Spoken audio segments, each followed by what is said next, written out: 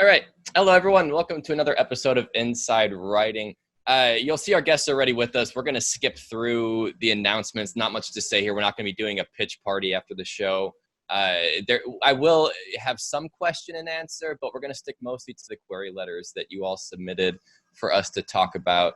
But at the end of the show, I do want to talk about the Gotham Writers Conference briefly, so hang tight then. But as you can see, we have some familiar faces on Inside Writing today. We've got J.L. Stermer from New Leaf and Noah Ballard from Curtis Brown. Thank you both for being here today. Thank you for having us. Yes, thank you. Absolutely. So let's jump right in. Let's not waste any time here and get to our first query. So for our listeners out there, how this is going to work, I'm going to share screen with some of the queries that you sent us. I apologize if we can't get to all of them. You all sent so many queries. There's a chance we'll do another similar episode in the future, and I can use some of the queries we don't get to, but I'm going to do my best to try to get to as many as we can, which is why I'm talking so quickly. So I'm going to get to the first query here. I'm going to read it out loud, and then I'm going to hand it over to the agents and let them talk about what's working, what's not, what could be improved, what stands out, all that good stuff. So we're going to start with a commercial fiction query. Let me pull it up real quick. Of course, my computer is going nice and slow for me today. All right, let me share screen. All right, so this query goes, Dear Agent, I'm seeking representation for my own voice's novel, The Immaculate Preservation of Sojourner Chang. I'm hoping it will pique your interest since you're actively searching for commercial women's fiction. Sojourner Chang, also known as The Face, is a mega popular internet beauty icon who has more followers than Shakira and rakes in millions of dollars. As she's on the verge of making history, becoming the first Asian host to get her own segment on the legendary AM show, a spot she's been gunning for to show her former bullies and impossible-to-please aunts who raised her that she's made it big. But she has an ugly secret that could ruin everything. Caught up in the fickle world of cult beauty personalities and the glamorous Los Angeles party scene, Sojourner tries to forget her past and the one man who loved her despite knowing the truth about her. When she finds herself the focus of a sex photo scandal, which jeopardizes everything she's worked so hard to achieve, her aunt blackmails her into getting engaged to a conservative Korean man in an attempt to rebuild her reputation. Then, when the love of her life walks back in, she is forced to take a long, hard look at her life and priorities. Drawing on my first-hand knowledge of the beauty business, The Immaculate Preservation of Sojourner Chang pulls back the curtain on a $500 billion industry impacting the lives of nearly every woman. As Sojourner Chang navigates a struggle we all find ourselves in, how can you be who you truly are in a world that constantly tells us who we should be? This is a debut commercial women's fiction novel, completed 89,500 words, the first 10 pages. I'm a Los Angeles-based beauty journalist who's been published in Self, Nylon, Alive, and Delicious Living magazine, and has consulted with top brands like Charlotte Tilbury, Kevin Aucoin Beauty, and Dr. Pimple Popper. Thanks for your time. So, JL, let's start with you. What about this query is standing out for you? What's working about it? Well, I like that. I think the subject matter is timely. I think that, of course, I like that this person right off the bat was like, I'm, seeking representation for my own voice's novel, because that's clearly something, that agents are looking for. So I like that this person is putting this right at the top.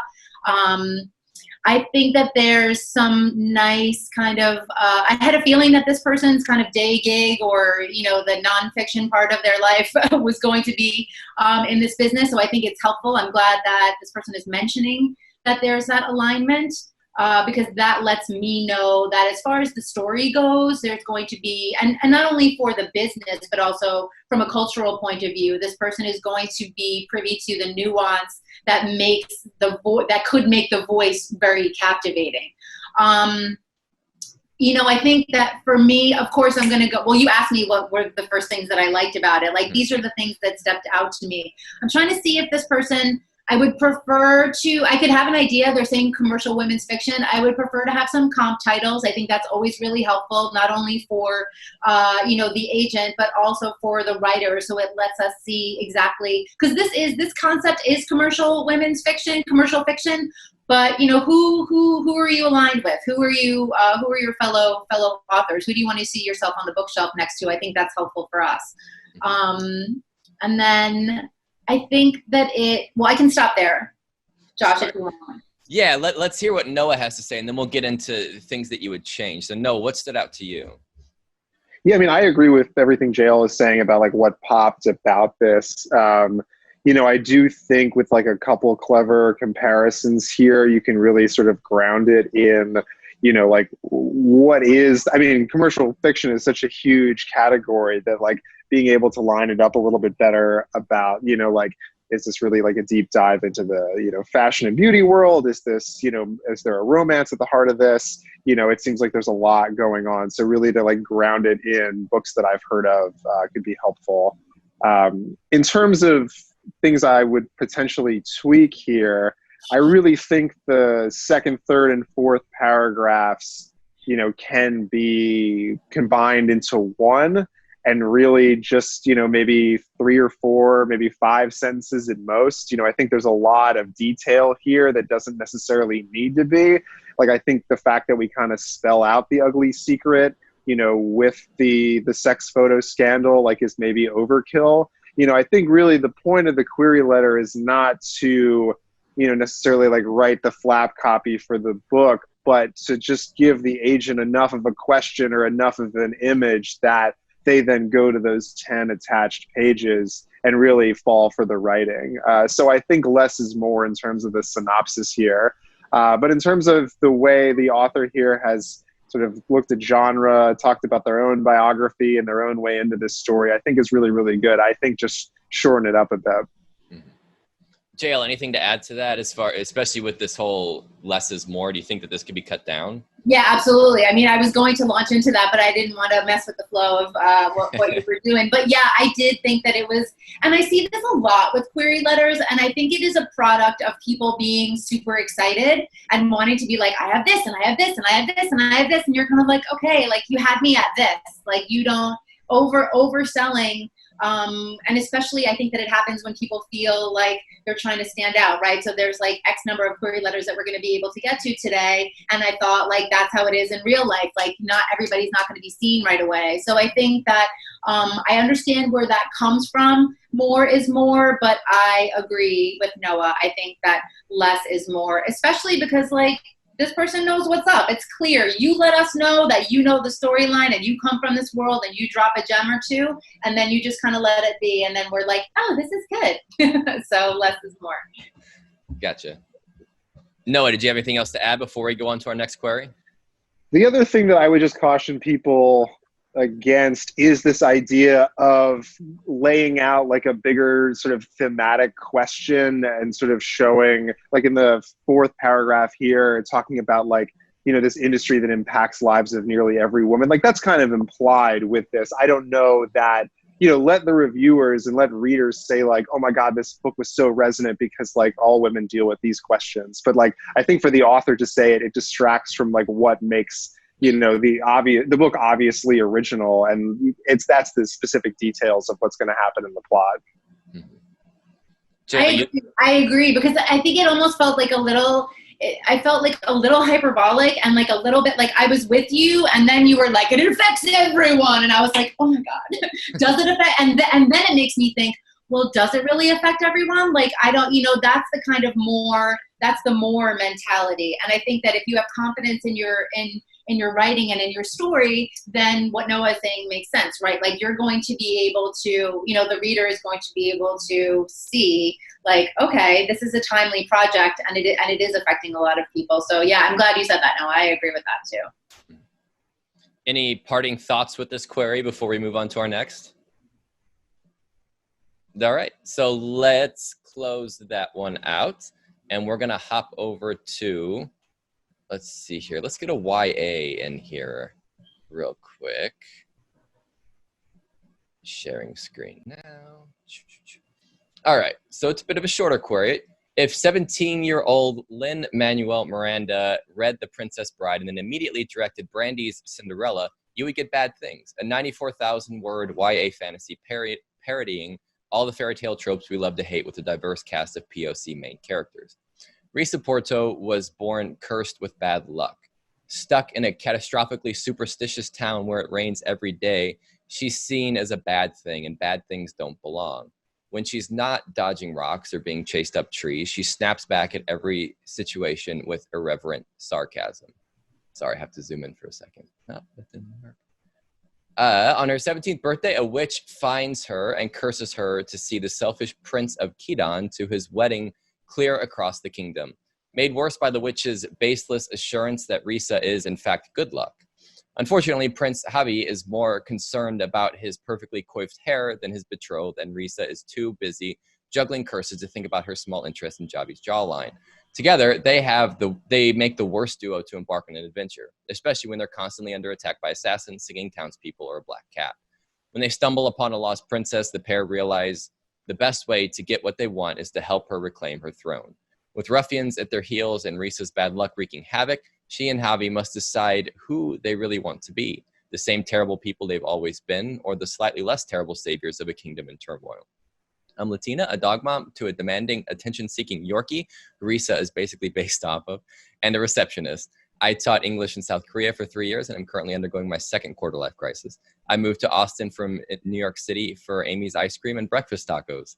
I'm an author mentor match round 7 mentee, and this is my AMN book. So Noah, let's start with you this time.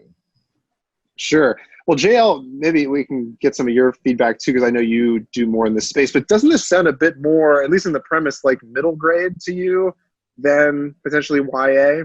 Well, but maybe I didn't even get that far because I got lost. Right. I heard things that I heard buzzwords that made sense, but I got lost. And also the type was really small, so I was just trying to listen really hard. Sure.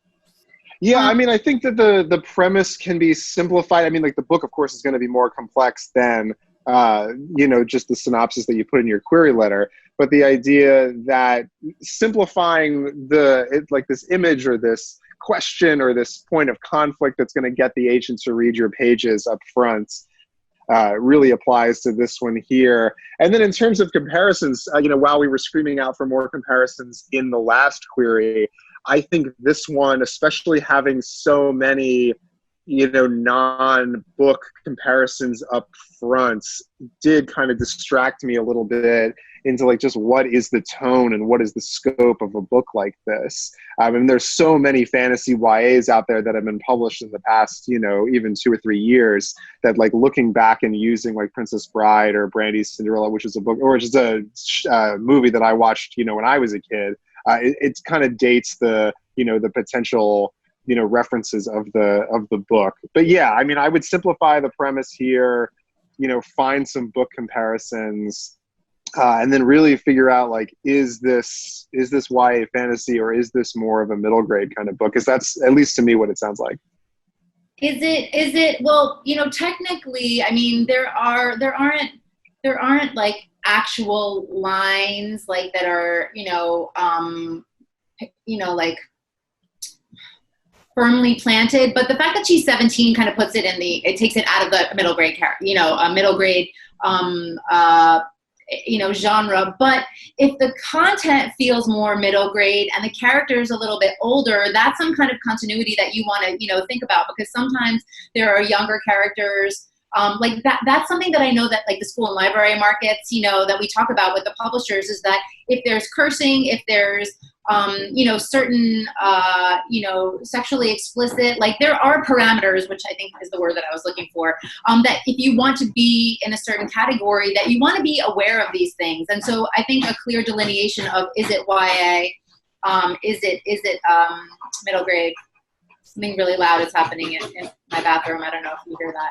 I think that that's an important thing to take into consideration. And yes, I concur. And it's so agency of us to be like, more references, less reference, less comparisons.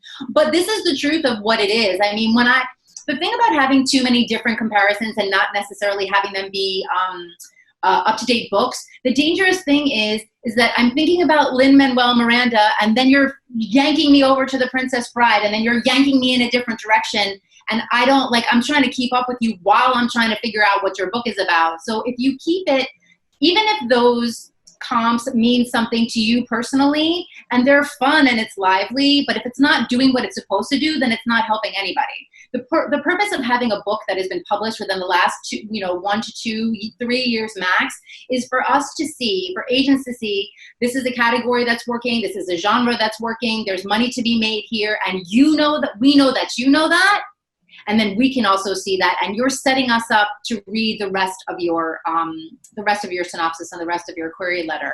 I mean, I think that, this has a fun idea of like all of the characters that you're already familiar with, but with a twist. But it's like, I feel like it's trying to do too much.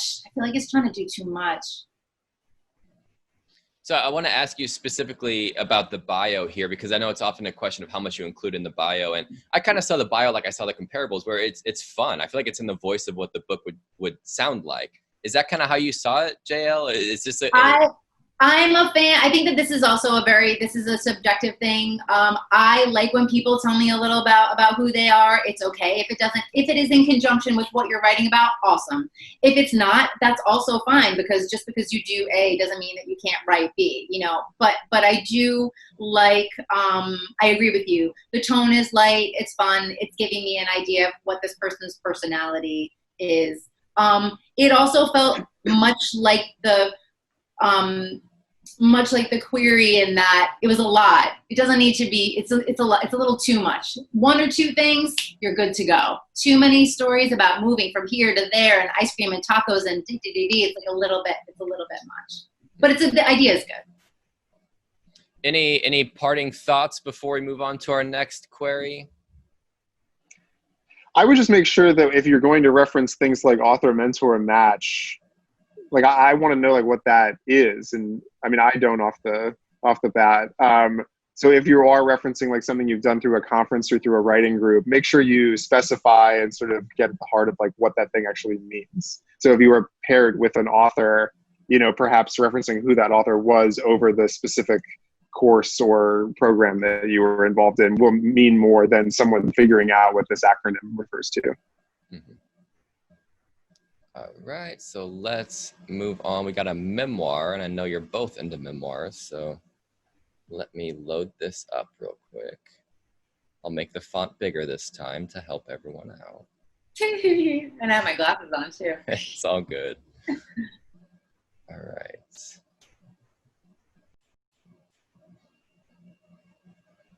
As soon as it loads and lets me scroll up, I will start reading. All right. So being a retired bartender, I have firsthand experience of what it's really like to stand behind a bar and sling whiskey to the masses. A good bartender or waiter makes it look easy, but there's a lot more to just running around behind 3 feet of wood trying to get cocktails to people before they start waving their hands and asking where their drink is.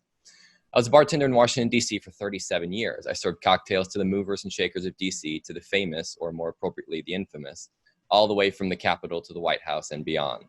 My book is about all the places I tended bar and the types of establishments I worked. I also elaborate on what it takes to be not just a bartender, but to be a true professional bartender. There's a big difference between a real pro and a wannabe bar star who just thinks it's cool to give out free drinks to all his friends. My concluding chapter would be my diatribe on the modern and trending world of bartending today. I'm an old school bartender, and I think the pre-prohibition bartenders would be turning over in their graves if they knew the state of bartending today. I would also give my take on how alcohol has acclimated itself into all facets of modern society, much to the detriment of people's health and well-being, and also to the detriment of society in general. In addition to bartending, I'm also a freelance writer. My published credits include the Washington Post, Washington Times, America's Civil War Magazine, The Rangefinder, American Pop, DC City Magazine, Crusaders Almanac, etc. I've also had several letters to the editor published in the Washington Post, mostly on bartending and cocktail issues.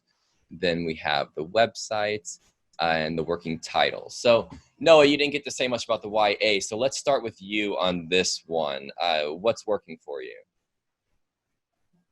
I really like the idea of someone who's lived an experience and is writing about that. I think in a memoir, especially an occupational memoir, it's really important to establish that you have the bona fides to be writing about it. And I think there are a lot of good markers here, you know, from the 37 years that this person's been working to, you know, really grounding us in a specific space. You know, I'm sure the Washington, D.C. bar scene is much different than like the New York or Austin or LA or wherever.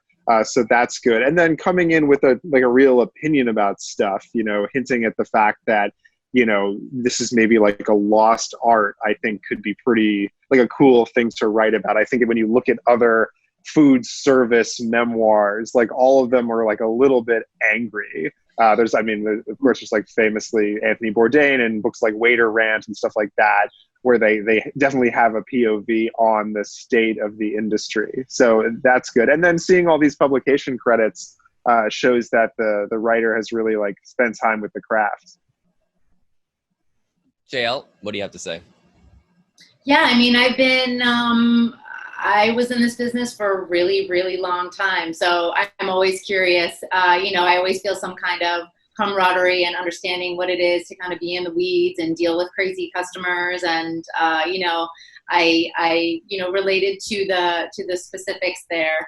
I think that I wanted to know a little bit more about what the story is going to be, because it's kind of checking the boxes of like what's going to be, like this is what I've done, this is what I've done, this is what I've done.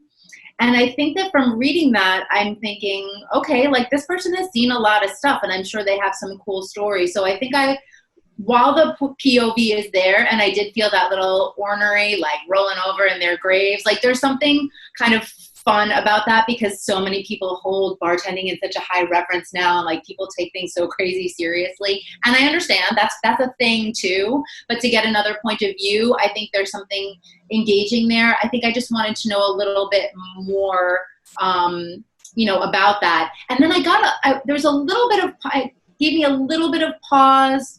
I would also like to give my take on how alcohol has acclimated itself into all the facets of modern society, much to the detriment of people's health and well-being, and also to the detriment of society in general. So I thought that part of it really stuck out. Thanks for making the font bigger, so now I can read.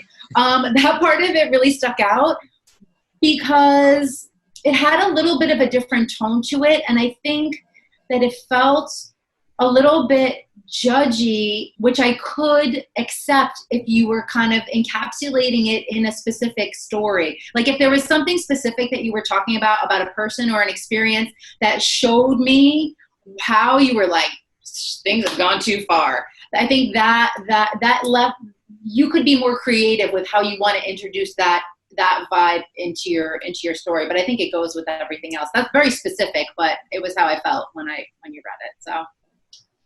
And Noah, that she brought up a point that I wanted to ask you about the structure of the query itself, where kind of each paragraph handles its own sort of thing. I know memoirs are pitched differently than novels, but is this generally the structure you'd want to see from a memoir query? I mean, I think all queries should really have like that 3-paragraph structure. I mean, I think, paragraphs 2, 3, 4, 5 here could all be the same synopsis paragraph. So I don't think it's anything too crazy. But I would agree that, when the author goes back to sort of look at these middle paragraphs and the synopsis, really what agents and then readers are looking for when it comes to memoir is like, what are the stakes here? Like, was there a bar that this person worked for that like could have gone out of business because of some incident that included some of these, big deal Washington people? I'd love reference to an actual individual or group of people. And I agree with JL, like the idea that, what do we specifically mean that this like culture of alcohol consumption has like hurt people? Like, are the bars in DC notoriously over serving people just to like get higher tips or something, or because the real estate has become so expensive that, things are, whatever it happens to be. I just wanted a bit more of a take on that. And then the conflict and stakes for this individual that allows us to see, the weight of this argument as told through a specific narrative. Any parting thoughts before we move on to our next query? All right, I am going to close that one out and get our next one's an upmarket fiction. So let me share this real quick. All right. So, dear agent, I'm seeking representation for Bread and Butter, my 80,000 word upmarket novel. Given your hunger for projects that share fresh perspectives and deal with current topical matters, I believe my first generation Syrian American protagonist, along with themes around identity and millennial burnout, will resonate with you. Dunaya is a control freak on the verge of a breakdown from her stressful tech job. But when an unexpected scandal about her company hits the news cycle, her reputation is shot and she can't get work. She runs away from her problems and heads to Paris to pursue her passion for writing without telling her friends and family. With a new job as a bartender, she finds a kindred spirit in her boss, Graham Lovejoy, and begins to learn that money and health insurance can't buy happiness. Tempted by an offer to backslide into the world of tech, Dunaya has to fight against her risk-averse nature to put herself and her dreams first. That is, until a family tragedy threatens the precarious foundation of lies and denial she's built in her new world. Bread and Butter has the self-identity existentialism of You Exist Too Much by Zaina Arafat, with the writing journey of writers and lovers by Lily King. It's got even more food imagery than Stephanie Dandler's Sweet Bitter, with food serving as a subplot brought to life by Dunaya's voracious appetite with everything she does. Anyone who questions their career or struggles with identity will relate to this story. I'm a first-generation Syrian American with a degree in journalism from Northeastern University. You can find my articles and poems published in Spectrum Magazine, Media Post, Luna Luna, and Blast. I've been a public relations and content marketing professional in the tech industry for 12 years, with a deep understanding of the power of social media engagement and how to plan and execute an effective marketing campaign and meet deadlines. Applying constructive feedback is my own personal bread and butter. Thank you for the opportunity. Sincerely. So, JL, let's start with you on this one. Well, okay, I'm gonna start. Because my brain is right there. I'm with the bio because I think that it's making me think about the clients who I work with who have a nice firm grip on how to do your own thing, online marketing campaigns. I represent a couple of people who do that as a professional, as their day job, and I've seen it. I like that it's in here. I think in this day and age, it's like it depends on.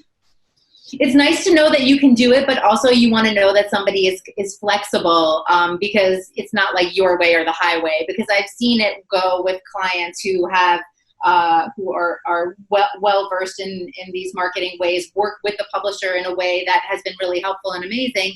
So what I'm thinking is it's great that you have that in there, and also just to be aware that I would want to know more about this person and get a feel for their energy and their vibe to see how they would kind of use that expertise. So I kind of started at the bottom, but let me just go up and say, I like I think the comps are working nicely here.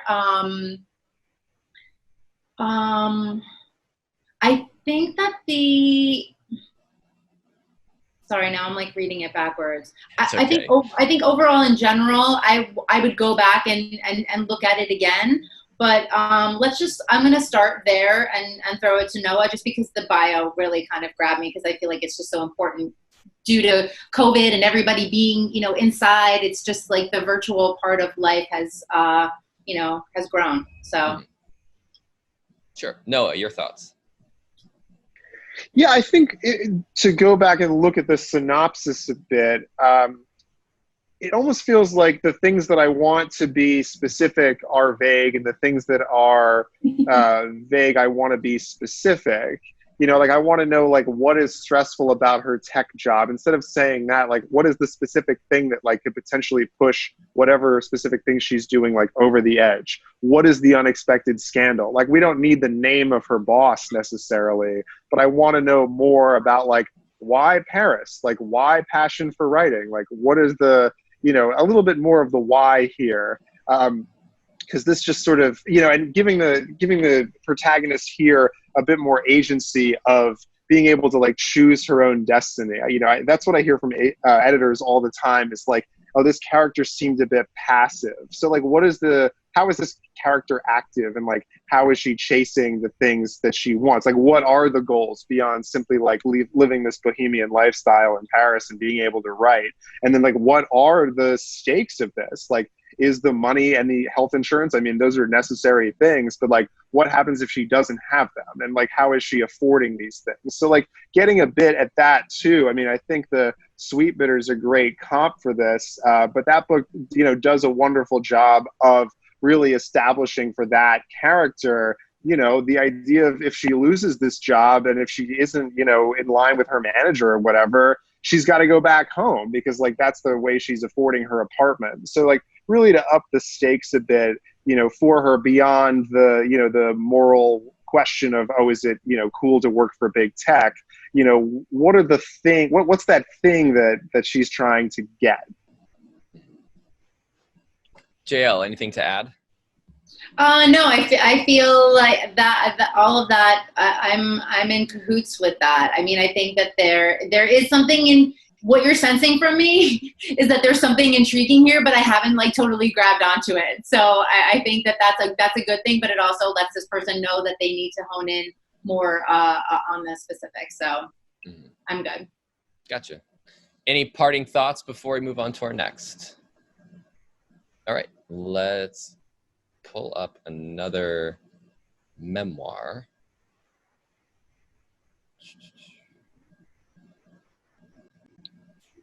Okay.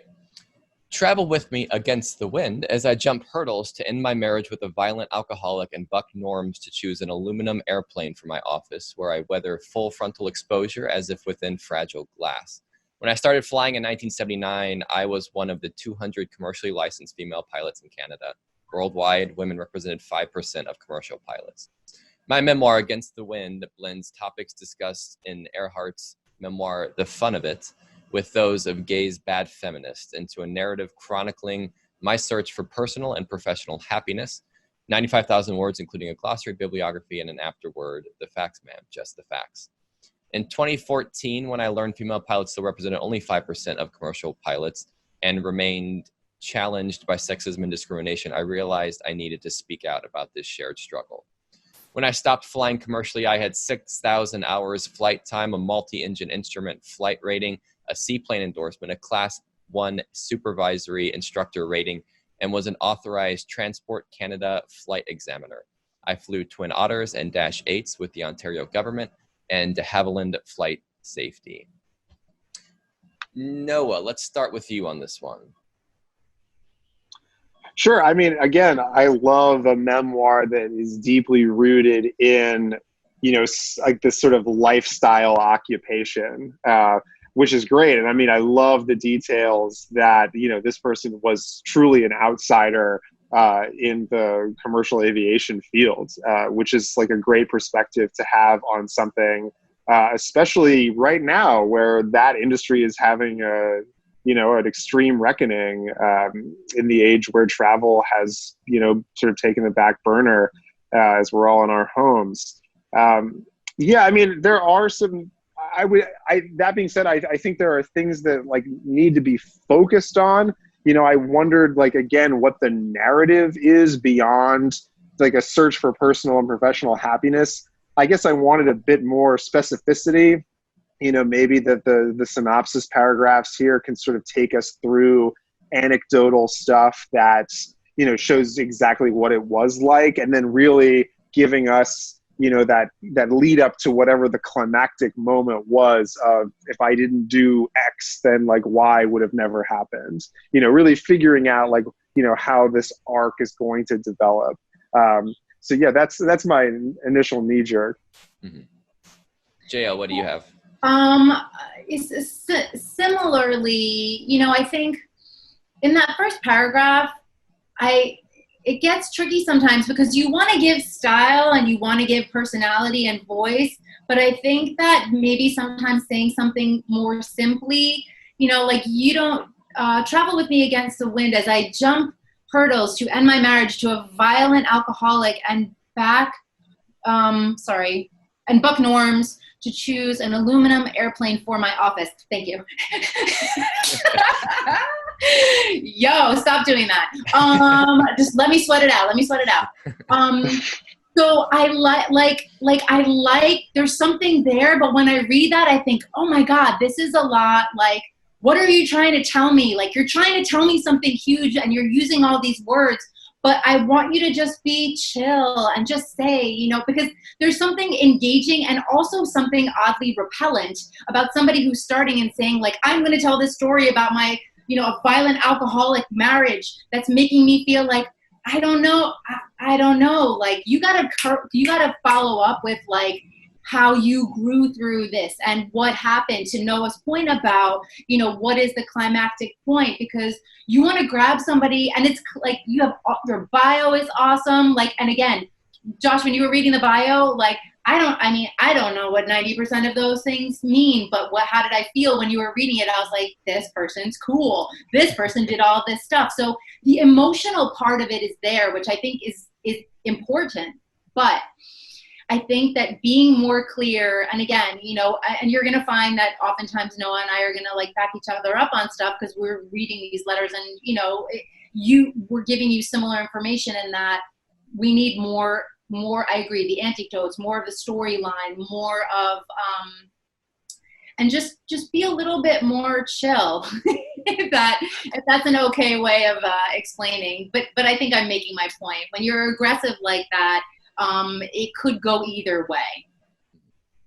Yeah, just being a little bit more straightforward, I think, too. Like, I think it's almost misdirect here when the first sentence, you think this is like an abusive relationship memoir, and then suddenly it's an occupation memoir. So I think really, like, it doesn't mean that the book itself can't have both of those things in it, but really deciding in the query letter, like, what is your A plot here, and how does that follow through, and what are the stakes there that the reader can sort of, or the agent or the editor can sort of, buy into immediately, being like, oh, well, I have to read this because I have to figure out whether or not this happens. I think that's important. And in terms of the comparisons here, I really think the rule of thumb is that you want books that have been published at most, 5 or 10 years ago, to give you a sense of the, it's really, the comparison is just to show that the market exists, nothing else. It's not just to have someone understand what the book is going to be. It's to show that there's a readership there. And then, like when you have these big blockbuster books like Bad Feminist, it's almost an outlier because it was so successful. So I almost think going back and finding more sort of like occupational memoirs here doesn't mean it's not a book that's concerned with feminism in the workplace, if you don't include Roxane Gay. But I think there are probably better comparisons here that can show, a woman in the workplace up against, a very male-dominated industry, and then reconciling a deteriorating relationship as the sort of B-level plot. That's a good point. It's almost like the feminist part of it, like that book was chosen to show, like, this is what's a part of my story, and it does that, but not in the way that it's not as nuanced as it could be. Based on if you made a different choice. So yeah, that I agree with that. So Jay, I wanted to ask you specifically, because you mentioned the bio again. This bio, is it good or is it too much stuff that most people don't understand? It could go either way. Here's the thing, like, if I felt clear about what was happening at the top on the upper portion, and I felt like there was a clear trajectory, and I felt somewhat invested and I wanted to know what was happening, then when I read the bio, I don't know, like, the bio is like a lot of this query, the bio is very sparkly. And I'm like, wow. But to your point, like, what that bio tells me is that this person is very accomplished, and really knows their stuff, but it doesn't necessarily tell me anything about their storytelling, capabilities. And so, yeah, that's a good question, Josh. Like, I think that some of this is applicable, but it could be more wrapped around,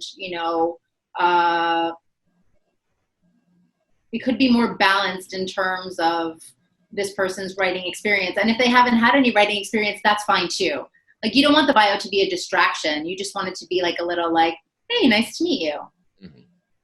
So I think too, especially for a book like this and a query like this, the ability to show that you can communicate the technical details of this occupation with the layperson reader is of utmost importance, because like honestly, you're going to need to take us on a tour of this industry before we understand what any of these terms mean. So I think like that may be a red flag for some agents, in that, you know, I mean, I understand what 6,000 hours means, but the rest of it, you know, is this person not going to be able to convey the nuances of their accomplishments, you know, in the actual text of the memoir? Any parting thoughts before we move on? All right, let's get to another YA.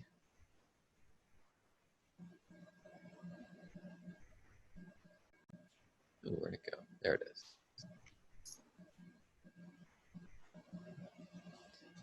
All right, give me 1 second while it loads so I can scroll to the top. Assuming it does load. There we go. All right. Dear Agent, Anya Harold would poison half the city to find the man who killed her father. Years ago, her own mistake killed her best friend Casper and left her father at the mercy of a dangerous, shape-shifting kingpin. Now, guilt-ridden and angry, 17-year-old Anya works as a shade runner, hunting and selling secrets in a world of criminal shadow guilds where sinister magicians summon darkness, alter memories, and manipulate the fabric of time.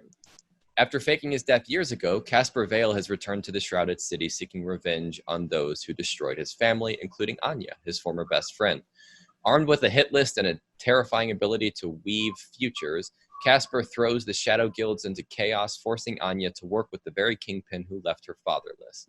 To save herself and her home, Anya must choose between avenging what she lost and defending what she has left, and either join forces with her father's murderer or a boy who is checking off a hit list and saving her for last.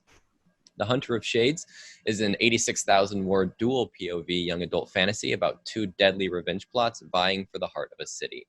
This dark magical reworking of The Count of Monte Cristo will appeal to readers clamoring for the rich world building of Roshani Chakshi's The Gilded Wolves and the angry vengeance-seeking heroes of Terra Sims' Scavenge the Stars. I am a user experience designer, author, mentor, match round 6 mentee, Pitch Wars 2019 mentee, previous member of the Atlanta Writers Club and current member of SCBWI. Growing up a mixed race girl, I always wanted to read more books where the heroes looked like me, so I wrote my own. JL, let's start with you. What do you think? I think that it's funny, and I feel like this a lot when I read, you know, these kinds of queries.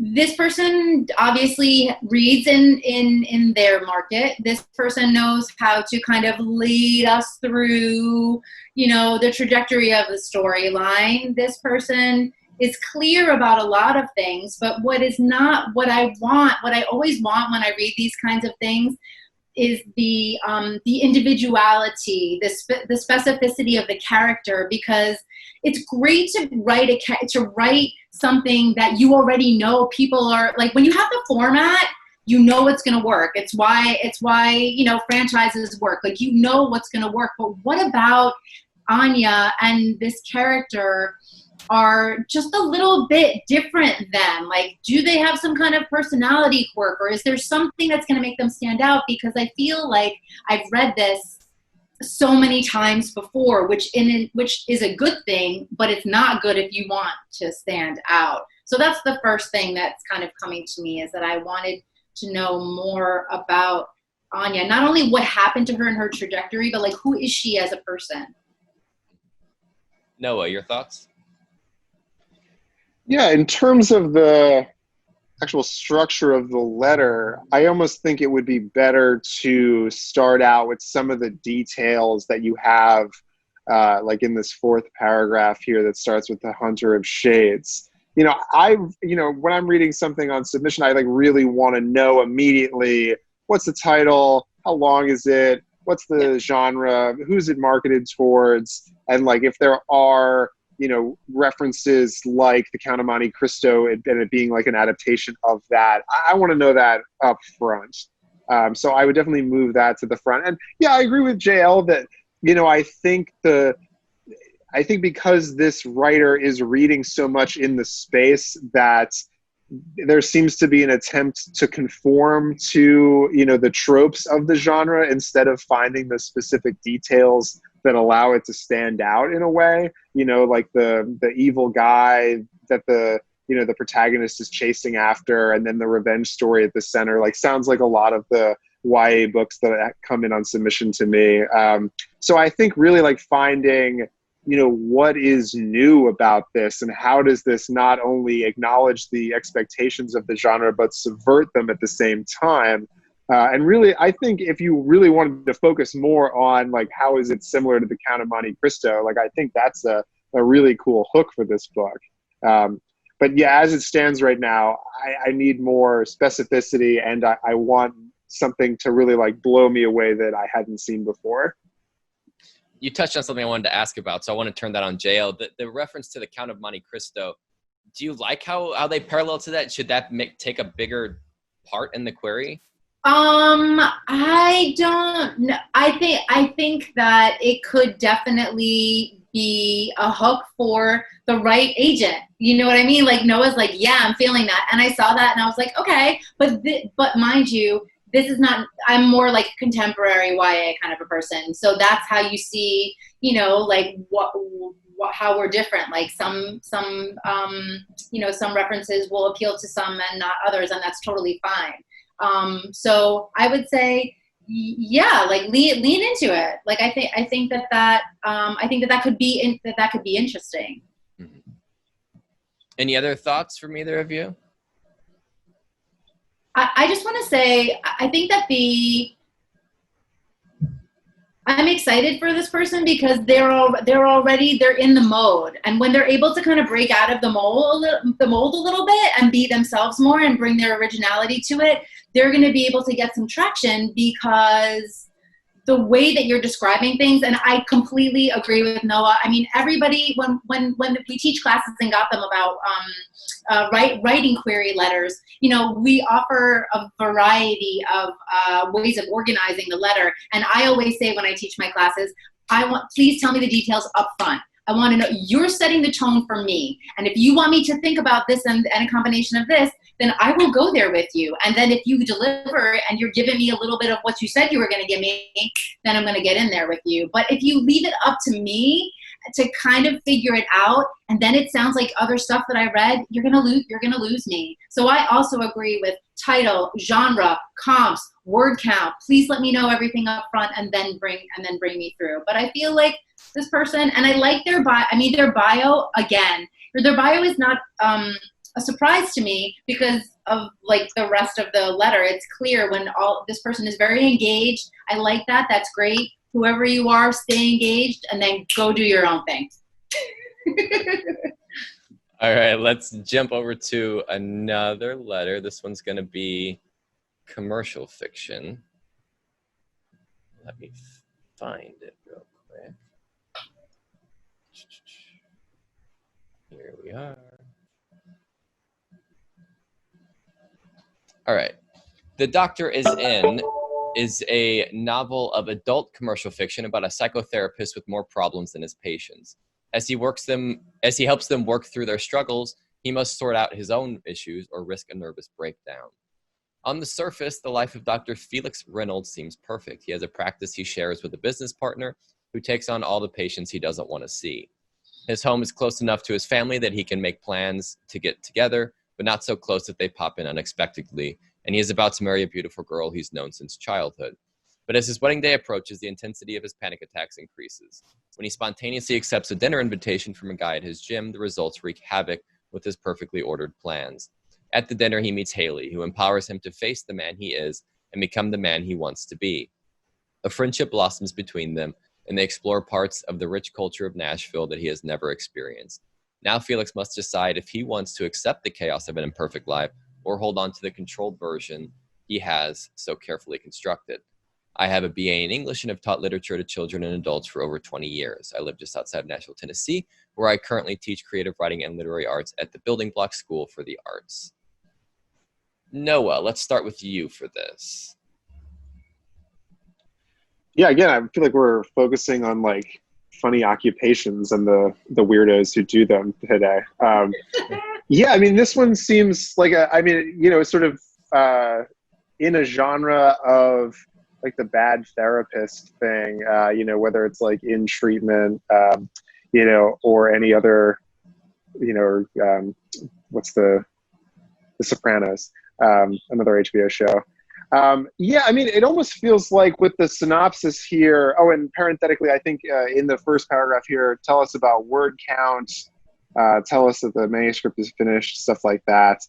Tell us more about the technical details. But in the synopsis here, it almost feels like it's sort of written backwards. Like every sentence, we kind of like learn a new detail that we kind of needed to know. This, like the sentence before, like that we're in Nashville and he like accepts this invitation to dinner with this guy, but he doesn't meet the guy. He meets this girl and the girl empowers him. And that kind of sets off a little red flag for me of, you know, what are the active choices that Dr. Reynolds is making here? You know, we want a protagonist who makes choices, like whether or not they're choices that help or hurt him or they hurt other people or he's a good person or whatever. That doesn't matter. What's entertaining about a character like this is the fact that he's making choices up front. So I almost feel like this synopsis should maybe be more of a specific anecdote from the book.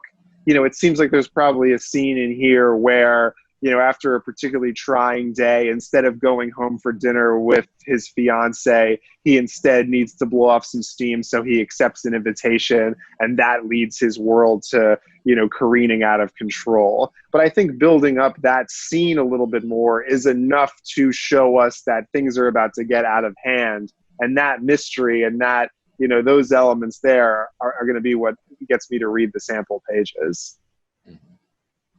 JL, your thoughts? That was so well stated, Noah. I mean, I think, because I was kind of like getting caught on stuff, and I feel like you explained it really well. And I think that even just from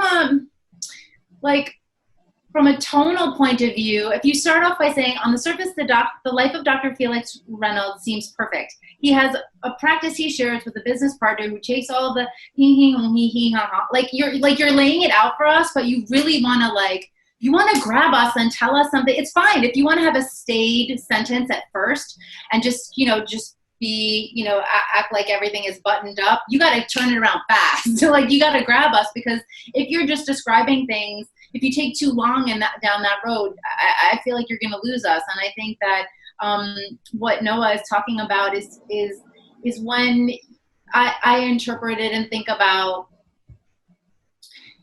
the hook. Even if you're reading a memoir, and part of me felt like this had a memoir vibe to it. I know that it's commercial fiction, but you want to start with the thing that's the most, something happens, and then you can kind of shimmy back and get into it. But it was it was taking too long to kind of get to where you were going. But I feel like you got some good notes here, and this can be rearranged.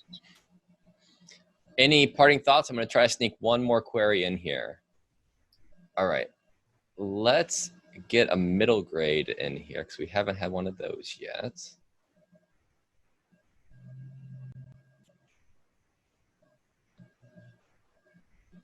All right. So in Water Witch Remembers, 12-year-old neighbors discover their town's history includes a secret succession of witches that provide gifts for good, but at the risk of memory, even a parent's memory of their own children. On the island of Water Witch, Maryland, the harbor front glitters with sea glass, offerings by townspeople in remembrance of things lost. Neighbors Thad and Willa are holding tight to their memories. Since the death of his oldest brother 2 years ago, Thad keeps hoping that his family will heal and return to the way they used to be. Willa wants life to go back to before the divorce, when her family felt whole. At school, they are given an unusual assignment: research an old statue that sits among sea glass. Their sleuthing reveals an early settler of the island was a witch who created magical tools for the talented, but at a potential cost. As pieces of the town's past come together, their own families begin to change. Thad's parents are suddenly their old, normal, loving selves, but have no memory of his brother. Willa cannot reach her father. He has seemingly disappeared. Using what they've learned about the island's history, they search for a stolen piece of glass that can restore their families. Without it, the very bond, even memory, between parent and child can be wiped clean. Their efforts are tinged with doubt. Those they love may have purposely released the magic's dark side. Waterich Remembers, 46,000 words, is a middle grade contemporary fantasy with a bit of mystery. It is a mix of The Parker Inheritance and The Girl Who Drank the Moon. An early draft was the 2018 Honorable Mention winner in the Utah Original Writing Competition. I write marketing content about personal finance for work and freelance in the travel and food space. JL, let's start with you this time. I like that this person started off with reminding themselves to do agent personalization because I think that is important. This one is definitely, it's a little bit long and convoluted for me because I was kind of like in and out and trying to stay with you. But what I got from it, which I think the concept is interesting. The first thing, at school they were given an unusual assignment. I feel like it should start with the assignment because all of that is kind of leading up to it, and then you can kind of go back and maybe give some of the history, but much in the vein of what we were saying, just at this last one. I think that the descriptive that they're starting off with is really nice, but I think that that's something that could be kind of woven in once you kind of just get us up to speed with what's going on as far as the plot is concerned. And the idea of kind of trading, the stakes feel high here. Even if I was confused about how it all worked, the idea of of trading memories for something else and parents not knowing their kids, and I think that there's something interesting there. And I'll wrap it. But the other thing I want to say is that oh crap, it escapes me. I'll remember it. Go ahead, Noah. Yeah, I 100% agree that this should begin with the assignment because that's totally the inciting incident here. And then I don't think you need to get that specific with, or go to that far down the plot where it's like, oh, if they don't remember this, then the parents or the families will be torn apart. Really just like tease the mystery of like the second they start hanging out with this statue or whatever, their parents seem to have lost their memories. Because then you're creating questions, for the reader to be like, well, why is that happening? And like, will they be able to undo that? Like, those are the kind of intriguing moments that you want in a query letter. So you don't have to answer your own questions. And then I think, too, moving some of the technical specifications in that final paragraph up to the top, just so we know what the book looks like a bit before we get into the thrust of what the plot is. But yeah, I mean, treat it like, you are the teacher giving these kids this assignment, and then, point out 2 or 3 mysteries that sort of immediately occur once they're working on it. And that'll be enough to get me to read the pages. JL, did what you were going to say come back to you? Yeah, it did. Thank you. I didn't, this felt very, this felt kind of mature and sophisticated to me. Other than the protagonist being 12 years old, I'm trying to think, did you say that they were in school, or I don't know, it felt a little bit mature to me, and I was thinking that's what I was thinking, that maybe it could be a little bit more obvious in terms of like, age and tone. Not that middle grade can't be, have a serious tone, or doesn't, I'm not trying to lump everything together, but that's what I was thinking. That's what I forgot and remembered. Any parting thoughts on our last query for today? All right. Well, thank you both for being here. This was great. I know we didn't get through as many queries as I knew we wouldn't get through. So thank you for the queries we did get through, and you are both free to go. Thank you for being here. Thank you for having us. Thanks so much, Josh. See you soon. Mm-hmm. Bye, JL. Yeah. Later, Noah. Bye, everybody. All right, for those of you that are still here, again, I'm sorry we didn't get through all the queries. We had a lot of response to this, but maybe we can get another episode up and going to look over the ones that we didn't get to. Last thing I wanted to say was, in case you haven't heard, the Gotham Writers Conference is October 16th through 18th. What we did here today is similar to what you would be experiencing if you did the pitching roundtables, where you would be at a table with 2 agents going over query letters, first pages, for 4 hours. So if you want to check that out, it's all on the Gotham website. Next week, we're going to be back to our normal style episodes. We're going to be talking about children's fantasy. So join us then, and thank you all for being here. Have a good rest of your day.